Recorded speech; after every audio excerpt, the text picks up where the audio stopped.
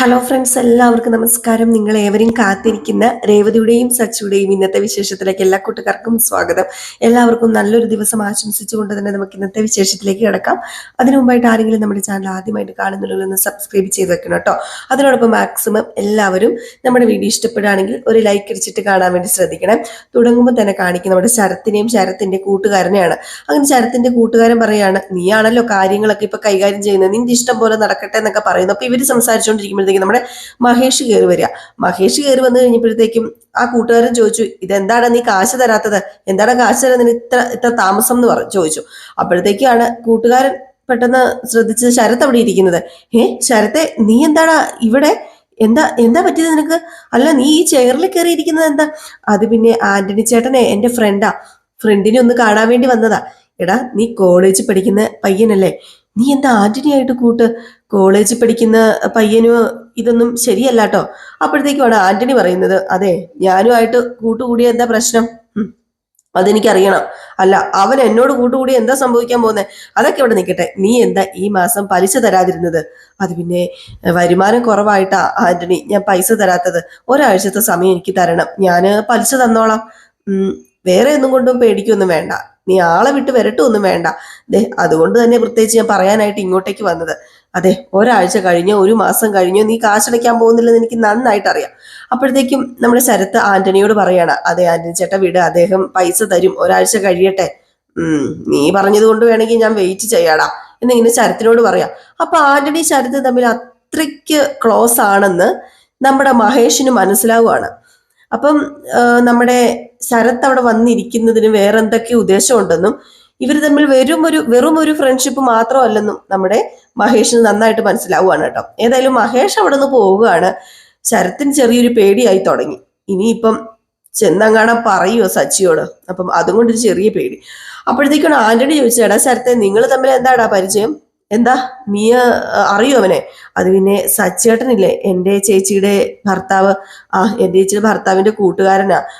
നിന്റെ ചേച്ചിയുടെ ഭർത്താവിന്റെ കൂട്ടുകാരനാണെങ്കിലും അല്ലെങ്കിലും കാശ് തന്നില്ല, ഞാൻ പണി കൊടുക്കും. അത് പിന്നെ ചേട്ടന്റെ ഇഷ്ടമല്ല, ചേട്ടൻ പണി കൊടുത്തോളാൻ പറയാം. ഏതായാലും ഇത് കഴിഞ്ഞിട്ടാണ് നമ്മുടെ ശ്രുതി കയറി വരുന്നത്. ശ്രുതിനെ കണ്ടത് ശരത്തൊന്നും ഞെട്ടിപ്പോയിട്ടോ. ശ്രുതിനെ കണ്ടതും അടിപൊളിയായിട്ട് ഞെട്ടിന്ന് വേണമെങ്കിൽ പറയാം. പക്ഷെ നമ്മുടെ ശരത്തിന് ശ്രുതി കാണുന്നില്ല. പെട്ടെന്ന് അവിടെ നിന്ന് ശരത്ത് മാറുകയാണ്. ഇനി അവിടെ ഇരുന്ന് കഴിഞ്ഞിട്ടുണ്ടെങ്കിൽ ശരിയാവില്ലെന്ന് ശരത്തിന് മനസ്സിലായി.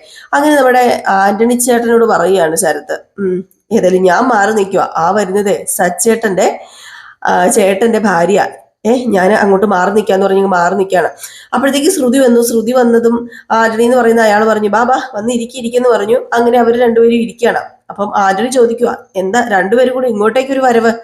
അത് പിന്നെ മീൻ മേടിക്കാൻ വേണ്ടി വന്നതാ എന്നിങ്ങനെ പറയാണ് കേട്ടോ നമ്മുടെ മീര. അപ്പൊ പറഞ്ഞു, മീൻ മേടിക്കാൻ വേണ്ടി വന്നതാണെങ്കിലേ ഇത് ചന്തയല്ല. ഓ, കോമഡി ഇറക്കിയതാ അല്ലേ? അതെ, എന്തിനാ രണ്ടുപേരും ഇങ്ങോട്ട് വന്നതെന്നാ ചോദിച്ചത്. അത് പിന്നെ ഇവിടെ വരുന്നത് എന്തിനാ? പലിശയ്ക്ക് പൈസ എടുക്കാനല്ലേ? ഓഹോ, അപ്പൊ കടം മേടിക്കാൻ വേണ്ടി വന്നതല്ലേ?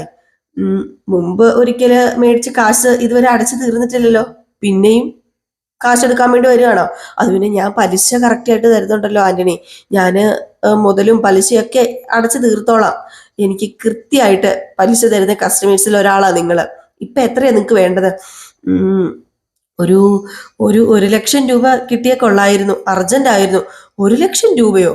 1,00,000 രൂപ നോക്കട്ടെ, ഇവിടെ ഉണ്ടാകുമോന്നറിയില്ല.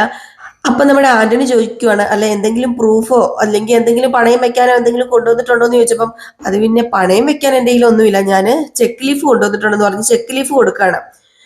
അപ്പോഴത്തേക്കും ആന്റണി പറഞ്ഞു, എങ്കിൽ പിന്നെ ഈ പേപ്പേഴ്സിലേക്ക് ഒന്ന് സൈൻ ചെയ്ത് കഴിഞ്ഞിട്ടുണ്ടെങ്കിൽ പൈസ തരാമെന്നുള്ള രീതിയിൽ ആ പേപ്പേഴ്സ് ഒക്കെ കൊടുക്കുകയാണ്. പക്ഷെ നമ്മുടെ ശരത്ത് ഇതെല്ലാം നോക്കി കാണുന്നുണ്ട് കേട്ടോ. ശരത്ത് ഓർക്കുന്നു, ഇത് എന്തിനാണ് ഈ പൈസ? ശ്രുതിക്ക് ഇത്രയും പൈസയുടെ ആവശ്യം എന്താണ്? അത് വലിയ മലേഷ്യക്കാരന്റെ മോളാണ്, ബ്യൂട്ടി പാർലർ സ്വന്തമായിട്ട് നടത്തുന്നു. അപ്പൊ എന്തുകൊണ്ടും ഒരു കൺഫ്യൂഷൻ നമ്മുടെ ശരത്തിന് അവിടെ തോന്നുകയാണ്. അങ്ങനെ പേപ്പേഴ്സ് എല്ലാം സൈൻ ചെയ്ത് കൊടുക്കുന്നു. 1,00,000 രൂപ ശ്രുതിക്കും ശ്രുതിയുടെ കൂട്ടുകാരിക്കും കിട്ടുക. അവരങ്ങ് പോയി കഴിഞ്ഞപ്പോഴത്തേക്ക് നമ്മുടെ ശരത്ത് വന്നു കേട്ടോ. ശരത്ത് വന്നു ആന്റണിയുടെ അടുത്തിരുന്നു. എന്നിട്ട് പറഞ്ഞു, 1,00,000 രൂപയാണല്ലോ ആ പെണ്ണ് മേടിച്ചത്, എന്തിനായിരിക്കും 1,00,000 രൂപ? എനിക്കൊരു എത്തുമിടിയും കിട്ടുന്നില്ലല്ലോ. ആ പെണ്ണെ മലേഷ്യക്കാരന്റെ മകളാണ്. ആ പെണ്ണ് ആവശ്യത്തിലധികം പൈസയുണ്ട്, പിന്നെ സ്വന്തമായിട്ട് ബ്യൂട്ടി പാർലർ നടത്തുന്നുണ്ട്. അപ്പൊ എന്തിനായിരിക്കും ഈ പൈസ എടുത്തത്? എന്നൊക്കെ ഇങ്ങനെ ചോദിച്ചപ്പോഴത്തേക്കും ആന്റണി പറഞ്ഞു, അത് പിന്നെ ബിസിനസ്സുകാരല്ലേടാ, ബിസിനസ്സുകാർക്കല്ലേ ഈ പൈസയുടെ ആവശ്യം. എന്തെങ്കിലും ആവശ്യം ഉണ്ടായിരിക്കും, ബിസിനസ്സുകാരാകുമ്പോ തിരിച്ചും മറിച്ചും ഒക്കെ നിൽക്കും, അതുകൊണ്ടായിരിക്കും. ഏയ് അതൊന്നും അല്ല ആന്റണി ചേട്ടാ, ഇത് വേറെ എന്തോ ഉണ്ട്, എനിക്ക് എന്തോ ഒരു ചെറിയ സംശയം തോന്നുന്നുണ്ട് എന്നിങ്ങനെ ശരത്ത് പറയുക.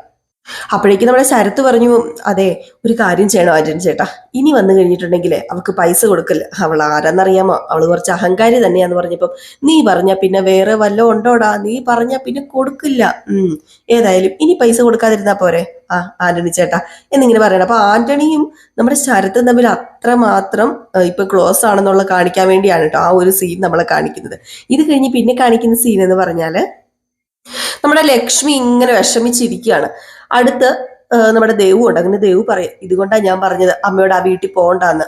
എന്നിട്ട് അപമാനിച്ച് വിട്ടില്ലേ അവര്, അത് പിന്നെ തട്ടു കൊണ്ടുപോകാതിരിക്കാൻ പറ്റുമോ ദേവു, അത് നമ്മുടെ കടമയല്ലേ. എന്നാലും ഇതൊക്കെ കേട്ടുകൊണ്ട് നമ്മുടെ രേവതി വരികയാണ് കേട്ടോ. രേവതി വന്നതും ലക്ഷ്മി ഓടി ചെന്നിട്ട്, ആ മോളെന്താ ഒന്നും പറയാതെ ഇങ്ങോട്ടേക്ക് വന്നത്?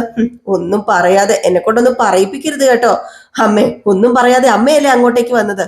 അത് പിന്നെ മോളെ തട്ടുകൊണ്ടുവരാതെ അത് ശരിയാവില്ലല്ലോ. ദേ ഞാനൊരു കാര്യം പറയാമേ, അമ്മയ്ക്ക് സമാധാനമായില്ലേ? ഏതായാലും ഞാനിവിടെ താമസിക്കാൻ വന്നൊന്നുമല്ല. എന്താ നീ ഇങ്ങനെയൊക്കെ പറയുന്നത്? അവിടെ എന്തെങ്കിലും പ്രശ്നമുണ്ടോ? അമ്മ എന്തിനാ തട്ടുമായിട്ട് വന്നത്? അത് പ്രശ്നമാ, അത് വലിയ പ്രശ്നമാ മോളെ. സമ്പ്രദായം അത് നമ്മൾ ചെയ്യണ്ടേ? ഞാൻ അങ്ങോട്ട് തട്ടുമായിട്ട് വരാൻ അമ്മയോട് പറഞ്ഞായിരുന്നോ? ഇല്ലല്ലോ. ഇതൊക്കെ നീ പറഞ്ഞിട്ട് ചെയ്യേണ്ട കാര്യങ്ങളാണോ? അതൊക്കെ നോക്കിയും കണ്ടും ചെയ്യേണ്ട കാര്യങ്ങളല്ലേ? അത് പിന്നെ എല്ലാവരുടെയും മുമ്പിൽ വെച്ച് സച്ചേട്ടന്റെ അമ്മ അപമാനിച്ചില്ലേ? അവരുടെ വായിലിരിക്കുന്നത് എത്ര കേട്ടിട്ടും അമ്മയ്ക്ക് മതിയാവുന്നില്ലേ? ഞാൻ അറിയാമല്ലാഞ്ഞിട്ട് ചോദിക്കാം. അപ്പൊ നമ്മുടെ ദേവു പറയും, ഞാൻ പറഞ്ഞതാ പോകണ്ടെന്ന്, എന്നിട്ട് കേട്ടില്ല. അത് പിന്നെ മോളെ ചന്ദ്രമതിനെ വീട്. സച്ചിയുടെ അച്ഛന് എന്നോട് നല്ല രീതിയിലല്ലേ പെരുമാറിയത്, എനിക്ക് അത് മതി, വേറെ ഒന്നും വേണ്ട. അമ്മേ, എല്ലാവരുടെയും മുമ്പിൽ അമ്മ തല കുനിച്ച് നിൽക്കുന്നത് കാണുമ്പോഴേ എനിക്ക് വിഷമമുണ്ട്. ഇനി ആ വീട്ടിലേക്ക് വരുന്നുണ്ടെങ്കിലേ എന്നെ വിളിച്ചിട്ട് വരണം, അല്ലാതെ അങ്ങോട്ടേക്ക് അമ്മ വരരുത്. അത് പിന്നെ മക്കളെ കെട്ടിച്ചു വിട്ടതോടെ അമ്മമാരുടെ കടമ തീരുന്നില്ല. മോറ പൊടിലെ ചെയ്യേണ്ടതൊക്കെ ചെയ്യണം, എങ്കിലേ നിനക്ക് ആ വീട്ടില് നിലയും വിലയും ബഹുമാനവും ഒക്കെ ഉണ്ടാകത്തുള്ളൂ. ബഹുമാനം, ഭയങ്കര ബഹുമാനമാണല്ലോ, അതമ്മ കണ്ടതല്ലേ. വർഷയുടെ അമ്മ കയറി വന്ന അതേ സമയത്ത് എൻ്റെ അമ്മയും വന്നു. വരണ്ടായിരുന്നു, അതാ ഏറ്റവും വലിയ തെറ്റായി പോയത്. അവര് വന്നത് ഞാൻ അറിഞ്ഞില്ലല്ലോ മോളെ, നീ എന്തിനിങ്ങനെ വിഷമിക്കുന്നത്? അതൊക്കെ വിട്, അതൊന്നും ഓർത്ത് മോള് വിഷമിച്ച് കരഞ്ഞിരിക്കണ്ട. അത് പിന്നെ വർഷയുടെ അമ്മ എന്തൊക്കെയാ കൊണ്ടുവന്നതെന്ന് അമ്മ കണ്ടതല്ലേ. അത് പിന്നെ അവർക്ക് അതിനുള്ള കഴിവുണ്ട്. എനിക്ക് ചെയ്യാൻ പറ്റുന്നതല്ലേ അമ്മയ്ക്ക് ചെയ്യാൻ പറ്റത്തുള്ളൂ. അത്രേ ഉള്ളൂ മോളെ, അല്ലാതെ വേറൊന്നും നീ ചിന്തിക്കണ്ട. ചിന്തിക്കണ്ട, അവിടുത്തെ അമ്മയുടെ കാര്യം അറിയാവുന്നതല്ലേ. പണവും സ്വത്തൊക്കെ നോക്കിയിട്ടുണ്ടെങ്കിൽ ആളുകളെ ബഹുമാനിക്കുക. അമ്മ ഒരിക്കലും അവിടെ വരരുതായിരുന്നു. അമ്മ വന്നത് അമ്മയ്ക്ക് ഏറ്റവും വലിയ അപമാനമായി പോയത്. അമ്മ അമ്മയെ അപമാനിക്കപ്പെടുന്നത് എനിക്ക് നോക്കി നിൽക്കാൻ പറ്റുമോ എന്നൊക്കെ ഇങ്ങനെ സംസാരിച്ചുകൊണ്ടിരുമ്പോൾ നമ്മുടെ ശരത്ത് കയറി വരിക. ശരത്ത് കയറി വന്നിട്ട്, ചേച്ചി എപ്പോഴാ വന്നത്? ഞാനിപ്പോ വന്നതുള്ളടാ, നീ എവിടെ പോയതാ? അത് പിന്നെ ഞാൻ പാർട്ട് ടൈം ജോലിക്ക് പോകുന്നുണ്ടെന്ന് ചേച്ചിയോട് പറഞ്ഞായിരുന്നല്ലോ. വീട്ടില് വന്നപ്പം സച്ചേട്ടന്റെ അമ്മയ്ക്ക് കണക്കിന് കൊടുത്തല്ലേ, അതെങ്ങനെ നീ അറിഞ്ഞു? അത് പിന്നെ എന്നോട് ദേവു പറഞ്ഞായിരുന്നു. അതെ മോനെ, സാരമില്ല. അല്ല, അമ്മ അവിടത്തേക്ക് തട്ട് കൊണ്ടുപോകുന്ന കാര്യം പറഞ്ഞിരുന്നെങ്കിൽ 2-3 തട്ട് കൂടി ഞാൻ കൊടുത്തു വിട്ടേനെ. അപ്പോഴത്തേക്ക് നമ്മുടെ ദേവു പറഞ്ഞു, അതെ, വെറും തട്ട് കൊടുത്തു വിട്ടാൽ മാത്രം പോരാ, സ്വർണവും പണവും വസ്ത്രവും ഒക്കെ വെക്കണം. അങ്ങനെയാ വെക്കേണ്ടത്. അതെന്താ, നമുക്ക് അങ്ങനെ വെച്ച് കൊടുത്തൂടെ? എന്നോട് മുമ്പേ പറയുമായിരുന്നെങ്കിൽ അതൊക്കെ ഞാൻ റെഡിയാക്കൂലായിരുന്നോ? ഇത് കേട്ടത് നമ്മുടെ ദേവും രേവതിയും ഒക്കെ ഞെട്ടുകയാണ് കേട്ടോ. ലക്ഷ്മിക്ക് ഞെട്ടുകയാണ് കേട്ടോ. നീ എന്താടാ പറഞ്ഞത്? അല്ല, നീ അതിന് പഠിക്കല്ലേ, നിനക്ക് എവിടെന്നാ ഇത്രയും പൈസ, നീ എവിടെന്ന് റെഡിയാക്കും? അല്ല, ഞാൻ പാർട്ട് ടൈം ജോലിക്ക് പോകുന്നുണ്ടെന്ന് ചേച്ചിയോട് പറഞ്ഞല്ലോ. അല്ല, നീ എന്ത് ജോലിക്കാ പോകുന്നത് ഇതിന് മാത്രം പൈസ കിട്ടാന്? അത് പിന്നെ അതൊരു ചെറിയൊരു ജോലിയാ. അല്ല, നീ എവിടെയാ ജോലി ചെയ്യുന്നത്? ഇവിടെ അടുത്തുള്ളൊരു ഫിനാൻസ് കമ്പനിയിലാ. ആന്റണിയുടെ ചിട്ടി കമ്പനിയിലാണോ നീ ജോലി ചെയ്യുന്നത്? പറയടാ, പറയടാ. ആന്റണിയുടെ കൂടെ നീ പല തവണ പോകുന്നത് ഞാൻ കണ്ടിട്ടുണ്ട്. ആഹാ, കൊള്ളാം. നീ അപ്പം ആന്റണിയുടെ ചിട്ടി കമ്പനിയിലല്ലേ ജോലി ചെയ്യുന്നത്? എടാ, നീ വീണ്ടും തുടങ്ങിയോടാ. സമാധാനം നഷ്ടപ്പെടുന്ന കൂട്ടിക്കൊണ്ടാ മതി. വേണ്ട ശരത്തെ, എന്തിനാ? ഇപ്പൊ പഠനമാ മുഖ്യം. നീ പഠിക്കാൻ നോക്ക്. നീ ഒരു ജോലിക്ക് പോട്ടെ, നീ പഠിപ്പിൽ ശ്രദ്ധിച്ചാൽ മാത്രം മതി. അത് പിന്നെ ചേച്ചി, ഞാൻ നന്നായിട്ട് പഠിക്കുന്നുണ്ട്. ഞാൻ വേറൊരു കൂട്ടുകെട്ടിനും പോകുന്നില്ലല്ലോ. ചേച്ചി ഒന്നിങ്ങ് വന്നേ, ചേച്ചിയോട് ഞാനൊരു കാര്യം പറയാം. ചേച്ചി ഇങ്ങ് ബാ. എന്താടാ കാര്യം? മാറ്റി നിർത്തി പറയാൻ മാത്രം. അല്ല ചേച്ചി ഒന്നിങ്ങ് വന്ന് ഞാൻ പറഞ്ഞല്ലോ, പറയാനുള്ളത് ഞാൻ ചേച്ചിയോട് പറയാം എന്നിങ്ങനെ പറഞ്ഞ് നമ്മുടെ രേവതിനെ മാറ്റി നിർത്താണ് കേട്ടോ. അങ്ങനെ മാറ്റി നിർത്തി നമ്മുടെ രേവതിനെ കൊണ്ടുപോയിട്ട് ഒരു കാര്യവും പറയുമല്ലോ ചെയ്യുന്നത്, നമ്മുടെ രേവതിയുടെ ആ ഒരു വള പണയം എടുത്തത് കൊടുക്കുകയാണ് കേട്ടോ. ഇതുകൂടെ കണ്ടു കഴിഞ്ഞപ്പോഴത്തേക്ക് നമ്മുടെ രേവതി ഞെട്ടിപ്പോയിട്ടോ. ഇത് ഞാൻ നിനക്ക് അന്ന് പണയം വെക്കാൻ തന്ന വളയല്ലേടാ, അതെന്താടാ ഇപ്പം ഇപ്പം നീ ഇതെങ്ങനെ എടുത്തു? അന്ന് നീ അത് പണയം വെച്ചില്ലേ? അത് പിന്നെ ചേച്ചി, ഇതെനിക്ക് ശമ്പളം കിട്ടിയ കാശ് കൊണ്ട് ഞാൻ എടുത്താ, പേടിക്കൊന്നും വേണ്ട. എടാ, വളഞ്ഞ വഴിയിലൂടെ പോകരുത്. ഞാൻ വളഞ്ഞ വഴിയിലൂടെ ഒന്നും പോയിട്ടില്ല ചേച്ചി, നന്നായിട്ട് അധ്വാനിച്ചിട്ട് തന്നെയാ പണം കയ്യിലെത്തുന്നത്. ആ കാശ് കൊണ്ട് ഞാനത് തിരിച്ചെടുത്തു. പിന്നെ ഇതിന് ചേച്ചി പേടിക്കുന്നത്? ചേച്ചി പേടിക്കേ വേണ്ട ചേച്ചി, ഇത് മേടിക്കുക. ഇത് ചേച്ചിയുടെ കയ്യിൽ കിടക്കേണ്ട വളയാ. എന്താ എന്താ മോനെ, വേണ്ട, എനിക്കിപ്പോ ഇത് വേണ്ട. ഇതിട്ട് കഴിഞ്ഞാലേ ശരിയാവില്ല.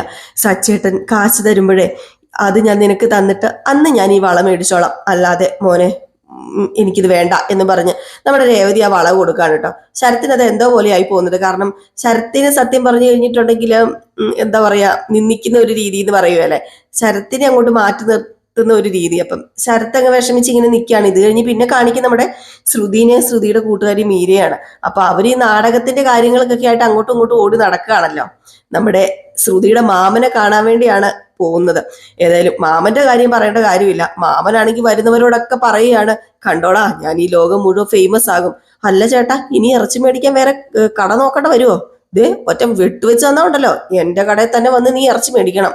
പിന്നെ എത്ര ഫേമസ് ആണെങ്കിലും ഈ ഇറച്ചി കച്ചവടം ഞാനേ ഉപേക്ഷിക്കില്ല. പുറം നാടുകളിലേക്കൊക്കെ ഞാൻ എക്സ്പോർട്ട് ചെയ്യും. ഞാൻ അഭിനയിക്കാൻ പോകുന്ന പടം സൂപ്പർ ഹിറ്റ് ആവൂടാ. സാധാരണ ഡയറക്ടർ സിനിമയിലല്ല ഞാൻ അഭിനയിക്കുന്നത്, ജോഷി സാറിന്റെ സിനിമയിലാ. നല്ല റോളാടാ, എന്നെ സ്ക്രീനിൽ കാണാൻ പറ്റും. ലോകം മുഴുവൻ ഞാൻ ഫേമസ് ആകും, നോക്കിക്കോ. എന്നെ ഇനി പിടിച്ചാ കിട്ടത്തില്ലടാ എന്നൊക്കെ പറയാണ്. അപ്പൊ ഇതൊക്കെ കേട്ടിട്ട് നമ്മുടെ ശ്രുതി മീരയോട് പറയാ, അദ്ദേഹം പറയുന്നത് കേട്ടില്ലേ? എല്ലാം കഴിയുമ്പോൾ നീ ചാൻസ് മേടിച്ചു കൊടുത്തില്ലെങ്കിൽ അദ്ദേഹം എന്റെ വീട്ടിൽ വന്ന് പ്രശ്നം ഉണ്ടാക്കും. ഒരു പ്രശ്നം ഉണ്ടാവില്ല, അദ്ദേഹത്തെ എങ്ങനെ കൈകാര്യം ചെയ്യണമെന്ന് എനിക്കറിയാം. നീ ധൈര്യമായിട്ട് ഇരിക്കുക. നീ ഇപ്പോഴത്തെ പ്രശ്നം നീ സോൾവ് ചെയ്യാൻ നോക്ക് ശ്രുതി, അല്ലാതെ നീ വേറൊന്നും ചെയ്യാൻ പോകണ്ട. ബാ നമുക്ക് ബീരാനിക്കാനെ കാണാന്ന് പറഞ്ഞിട്ട് ചെന്ന് ബീരാനിക്ക എന്ന് വിളിക്കുകയാണ്. അപ്പോഴത്തേക്കും അയാളാണെങ്കിൽ ആതിര, അയ്യോ അല്ലല്ലോ മീര, ഞാൻ വരുവാ, കേറിബാ എന്നിങ്ങനെ പറയാണ്. അങ്ങനെ ഏതായാലും ഒരു ഡാൻസ് ഒക്കെ കളിച്ചുകൊണ്ടാണ് നമ്മുടെ ബീരാനിക്ക് ഇറങ്ങി വരുന്നത് കേട്ടോ. തുള്ളി തുള്ളി തുള്ളി ഒരു അടിപൊളി ഡാൻസ് ഒക്കെ കളിച്ച് ഇറങ്ങി വരിക. പുള്ളിക്കാരൻ മൊത്തം കോമഡിയാണ് കേട്ടോ.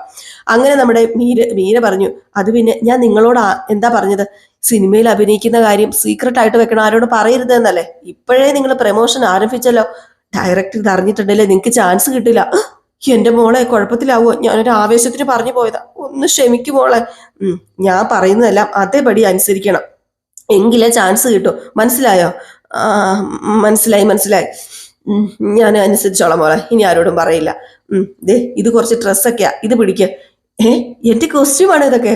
കോസ്റ്റ്യൂം ഒന്നുമല്ല, വീട്ടിൽ ചെന്ന് കഴിഞ്ഞാൽ ഇവളുടെ ഹസ്ബൻഡിന്റെ കയ്യിൽ ഇത് കൊടുക്കണം, അതിങ്ങ് തന്നെ എന്നും പറഞ്ഞൊരു പെട്ടി കൊടുക്കുകയാണ്. എന്നിട്ട് പറയാം, ഇതിലൊരു ബ്രേസ്ലെറ്റ് ഉണ്ട്, ഇതും കൊടുക്കണം.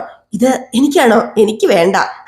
ദേ നിനക്കല്ല, അല്ല എന്റെ ബീരാനിക്കല്ല ഇത് അണിയിച്ചു കൊടുക്കേണ്ടത് ഇവളുടെ കെട്ടിയവന്റെ കയ്യിലാ. ഓ അണിയിച്ചു കൊടുക്കണം, ആയിക്കോട്ടെ കൊടുക്കാം, അതിനിപ്പോ എന്താ പ്രശ്നം? അപ്പൊ ഞാൻ പറഞ്ഞേക്ക് ഓർമ്മയുണ്ടല്ലോ, നിങ്ങൾ മലേഷ്യയിൽ നിന്ന് വരുന്ന ഇവളുടെ ഇളയച്ചനാണ്, പേര് സുന്ദർദാസ്. സുന്ദർദാസ്, അടിപൊളി. പറഞ്ഞതൊന്നും ഞാൻ മറന്നിട്ടില്ല മക്കളെ, എല്ലാം അതേപടി തന്നെ പണക്കാരനായ ഒരു ഇളയച്ചനായിട്ട് ഞാൻ തകർത്ത് അഭിനയിച്ചാടും. പേര് ബീരാൻ ദാസ്. ബീരാൻ ദാസോ? എന്താ നിങ്ങൾ പറയുന്നത്? സുന്ദർദാസ്? അയ്യോ പൊളിഞ്ഞോ? സുന്ദർദാസ്, പേര് സുന്ദർദാസ്. ഏതായാലും വരവ് ഞാനൊന്ന് കാണിച്ചു തരാം, എങ്ങനെയാണ് നടന്നു വരുന്നതെന്ന്. അങ്ങനെ ഏതായാലും ഒരു സ്റ്റൈലുള്ള രീതിയിൽ ഇങ്ങനെ അയാൾ നടക്കാണ് കേട്ടോ. ഇത് കണ്ടതും നമ്മുടെ ശ്രുതിയുടെ കിളി പറഞ്ഞു. ശ്രുതി ചോദിച്ചു, ഇത് എന്താ മീര ഇത്? നീ ഒന്നും മിണ്ടാതിരിക്കടി. അല്ല എന്റെ പൊന്നു ബീരാനിക്ക, ഇങ്ങനെയൊന്നും നടക്കണ്ട. പ്ലീസ് ബീരാനിക്ക, ഇത് കുളവാക്കരുത്. ഞാൻ എങ്ങനെ പെരുമാറണം എന്നൊക്കെ ഡീറ്റെയിൽ ആയിട്ട് പറഞ്ഞു തരാം, അതുപോലെ പെരുമാറിയാൽ മതി എന്ന് പറഞ്ഞുകൊണ്ട് കുറെ കാര്യങ്ങളൊക്കെ ഇങ്ങനെ നമ്മുടെ ബീരാനിക്കാനെ പറഞ്ഞു പഠിപ്പിക്കുകയാണ്. അത് മ്യൂട്ട് ചെയ്ത് വെച്ചാട്ടോ കേൾപ്പിക്കുന്നത്, നമ്മളെ കേൾപ്പിക്കുന്നില്ലേ. പിന്നെ കാണിക്കുന്ന സീൻ എന്ന് പറഞ്ഞാല് നമ്മുടെ ശ്രുതിനെയാണ് കേട്ടോ. അപ്പൊ ശ്രുതി ഇടയ്ക്കിടയ്ക്ക് ശ്രുതിനെ ഇങ്ങനെ വിളിച്ചോണ്ടിരിക്കുകയാണ്. അപ്പം ശ്രുതിനെ കാണുന്നില്ല, അതുകൊണ്ടാണ് വിളിക്കുന്നത്. അങ്ങോട്ടും ഇങ്ങോട്ടൊക്കെ നടന്ന് വിളിക്കുന്നു. അതിനിടയ്ക്ക് നമ്മുടെ ചന്ദ്ര വന്ന് ചോദിച്ചു, എടാ അവളെ വിളിച്ചിട്ട് കിട്ടിയോ, അവൾ എന്തിയേ, നിന്നോട് പറഞ്ഞില്ല എവിടെയാ പോകുന്നതെന്ന്? ഇല്ല, എവിടെയാ പോകുന്നതെന്ന് പറഞ്ഞില്ല. ഞാൻ ബ്യൂട്ടി പാർലർ വിളിച്ചു ചോദിച്ചു കഴിഞ്ഞപ്പോഴത്തേക്ക് അവിടെയും ചെന്നിട്ടില്ലെന്ന് അമ്മ പറയുന്നത്. അവിടെയും ചെന്നിട്ടില്ലേ? അപ്പൊ നിന്നെ ഇട്ടിട്ട് പോയോ? എനിക്കറിയില്ലമ്മേ, എനിക്ക് പേടിയാവുക എന്നൊക്കെ പറഞ്ഞോണ്ടിരിക്കുമ്പോ പെട്ടെന്ന് ശ്രുതി കയറി ഇങ്ങനെ പെട്ടെന്ന് വന്നപ്പോഴത്തേക്കും ചന്ദ്ര ചോദിച്ചു, അല്ല മോളെ നീ എവിടെ പോയേക്കുമായിരുന്നു? ആകെ പേടിച്ചു കരച്ചു പോയല്ലോ. ഈ ചെറുക്കൻ്റെ ഉള്ള ജീവൻ നഷ്ടപ്പെട്ടെന്ന് പറഞ്ഞാൽ മതി. ഈ ചെറുക്കനാണെങ്കിലേ എല്ലായിടത്തും വിളിച്ച് അന്വേഷിക്കുക, നിന്നെ കണ്ടില്ല നിന്നെ കണ്ടില്ല നിന്നെ കണ്ടില്ലെന്ന് പറഞ്ഞ്. അതുപോലെ ബ്യൂട്ടി പാർലറിൽ വിളിച്ച് ചോദിച്ചെന്ന് പറഞ്ഞപ്പോ ബ്യൂട്ടി പാർലറിൽ വിളിച്ച് ചോദിച്ചോ? എന്താ സുധി ഇത്? സുധിക്ക് ലേശം വെളിവില്ലേ? ഞാനൊരു ക്ലയന്റിനെ കാണാൻ പോയതാ, ഇങ്ങനെ എന്റെ പുറകെ നടന്ന് ശല്യം ചെയ്യരുത് സുധി. അപ്പോഴത്തേക്കും ചന്ദ്ര പറഞ്ഞു, അയ്യോ മോളെ, അവനെ വഴക്ക് പറയല്ലേ, അവനാണെങ്കിലേ സങ്കടം വന്നിട്ട് വിളിച്ച മോളെ, കാണാതിരിക്കാൻ പറ്റില്ല അവന്. നിന്നോടുള്ള സ്നേഹമാണെങ്കിലും എന്താണെങ്കിലും അങ്ങനെ വിളിച്ച് എന്നെ ശല്യം ചെയ്യരുത്. ഞാനൊരു ക്ലയന്റ് എടുത്ത് പോയതാന്ന് പറഞ്ഞല്ലേ സുധി എന്നൊക്കെ ഇങ്ങനെ പറയാണ് കേട്ടോ. അത് കഴിഞ്ഞപ്പോഴത്തേക്ക് ചന്ദ്ര ചോദിച്ചു, അതൊക്കെ പോട്ടെ, അല്ല മോളെ, മോളുടെ അച്ഛൻ വരുന്ന കാര്യം വല്ലതും പറഞ്ഞോ? അത് പിന്നെ അച്ഛൻ വരില്ലേ? അച്ഛനൊരു 3-4 മാസം കഴിഞ്ഞ് വരാന്നാ പറഞ്ഞത്. കഷ്ടമായി പോയല്ലോ. അല്ല, അച്ഛന് പകരം മാമനെ പറഞ്ഞു വിടാന്ന് പറഞ്ഞിട്ടുണ്ട്. സത്യമാണോ? എനിക്ക് സന്തോഷമായി. മാമനെങ്കിൽ മാമൻ വന്ന് പിന്നെ പതുക്കെ അച്ഛൻ വന്നാ മതി. രക്ഷപ്പെട്ടു. എൻ്റെ ഒരു ആഗ്രഹമായിരുന്നു ഇതൊക്കെ. അല്ല, ഞാനൊരു കാര്യം പറയട്ടെ മോനെ സുധി, നീ തയ്യാറായിക്കോ. എയർപോർട്ടിൽ പോയിട്ട് മോൻ വേണം മോളുടെ മാമനെ വിളിച്ചോണ്ട് വരാന്. ഇത് കേട്ട് നമ്മുടെ ശ്രുതി ഒന്ന് ഞെട്ടിപ്പോ, എൻ്റെ ഈശ്വര പെട്ടുപോയല്ലോ എന്ന് പറഞ്ഞ് നിൽക്കുകയാണ്. അപ്പൊ ഈ ഒരു ഭാഗം കാണിച്ചിട്ടാണ് ഇന്നത്തെ വിശേഷം അവസാനിക്കുന്നത്. അപ്പൊ എല്ലാവരും കാത്തിരിക്കുക അടുത്ത വിശേഷത്തിനായിട്ട്. അടുത്ത വിശേഷവുമായിട്ട് കാണുന്നവരെല്ലാവർക്കും ടാറ്റാ, ബൈ ബൈ.